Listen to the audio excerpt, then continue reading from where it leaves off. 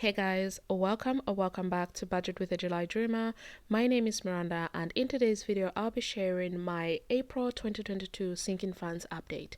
As you can see, today I'm doing a faceless video because yeah, it's just one of those days. I wanted to get this content out to you guys. So let us begin.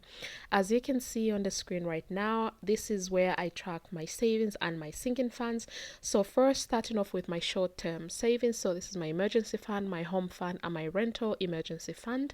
So for the month of April, I was able to save 2,500, and I distributed that by sending 1,000 pounds towards my emergency fund, 1,300 towards my home fund, and then 200 pounds towards my rental emergency fund.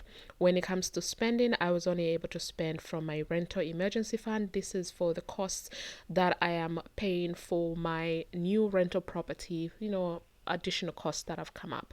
So at the beginning of April, I had £8,000 in my emergency fund. After adding in 1,000, I ended with £9,000. And then also, what you will notice here is I actually changed my target. Initially, it was £8,000, but I decided that from the 100 envelope savings challenge that I was saving at 3,050, I will be adding it to my emergency fund for future costs, and then 2,000 of that was going to go to my travel, and I'll talk about that in a moment. So my target amount increased from 8,000 to 11,100. So I do have a balance left of 2,100 to save. Then for my home fund, I started with 450. I now have 1,750, and this one, the target amount is £5,000. So I have 3,250 left to save. Then for my rental emergency fund, I started with £503 and I ended with £500, and the target amount here is £5,000. So again, for my short-term savings, 8,953 is what I started with, and I ended 11,250 pounds saved. Now if we move over to the sinking funds themselves, I do have a number of categories: so travel, home, car, gifts, subscriptions, and miscellaneous. So if we start with travel, I have staycation, vacation, and day trips, and in these pots I actually traveled and I spent money that I had saved in these pots. So for staycation, I spent £200. In this one, that's the amount that I started with, and I ended with zero. For vacation, I put into 50, spent 600, and I initially started with 350, and I ended up with zero here, but I'll explain a little bit more when I get to the 100 envelope savings challenge. Day trips, I started with 200, and that's exactly what I ended with. If we go to the home section, maintenance, I spent 50, started with 100, ended with 50. Buildings and contents insurance, I added in 15, started with zero, and now I have £15 saved. Home emergency, I saved 15, started with zero, and I now have 15. So you'll see that from my rental, buildings and contents insurance, this is cancelled out.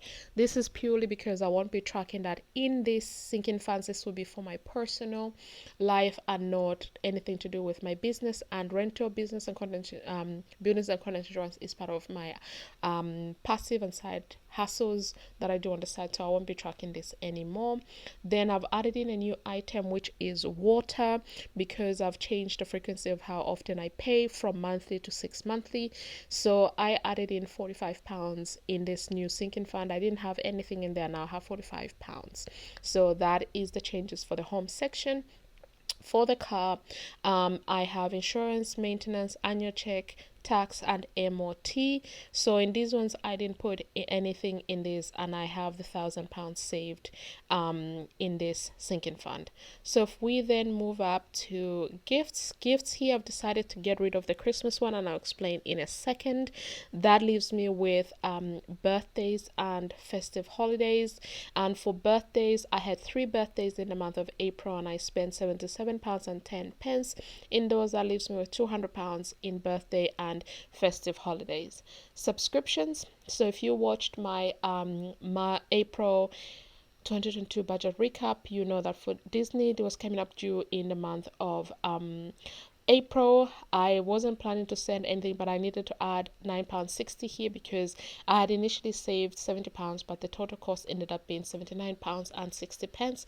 So I was short £9.60, so I ran through the budget. I have an app, Viki app, where I watch my Asian dramas, and this is a new ad from last month. I budgeted 50, didn't send anything. Prime, I paid it off end of April, so I need to start saving again. Budgeted 80, I didn't add anything. And then for miscellaneous, so the 52-week savings challenge. Initially, when I started saving this back in December, I did say that I'm going to actually be going to use that money for Christmas. So, and I realized that having a separate one here, I was just duplicating effort. So I decided to change, to get rid of this separate one, and then just make the 52-week savings challenge as my Christmas fund. So that meant that I just moved the 300 pounds here to here, and I ended up in this pot. I started with 179. Now I have 500 pounds saved in this pot towards Christmas.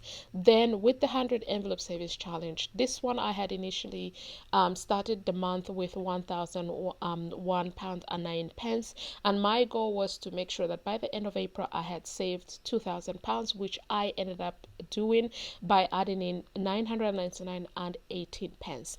So what I decided then to do was this 2,000 I then dedicated towards my travel. So if you add up the 100 envelopes of each challenge, it should give you 5,050.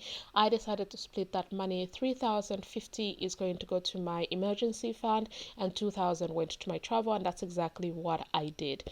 So in the next update, which will be May, you will see that this is no longer there, and the money in here would have moved up towards my travel, and that is what is going to be happening. And then I have a new envelope savings challenge that I will be adding in here. So these are some of the changes that we'll be noticing in the next month's update. So I thought I was going to send £785 towards my sinking funds. I ended up sending 1,662 and 78 pence. I spent 1,606 and 70 pence. I started the month of April with 3,969 and 19 pence saved, and I ended the month with 4,025 pounds and 27 pence saved at the end of April. So this is the update I want to share with you. I hope you enjoyed this video. If you did, please give it a thumbs up, subscribe if you haven't already, and I'll see you in my next video. Bye.